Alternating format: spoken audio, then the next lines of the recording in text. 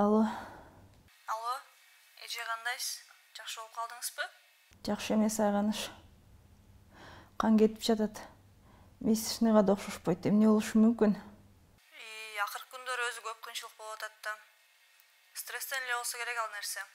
Жумушка келбей эле өзүңүздү жакшы карап үйдө болуп туруңанда сиз.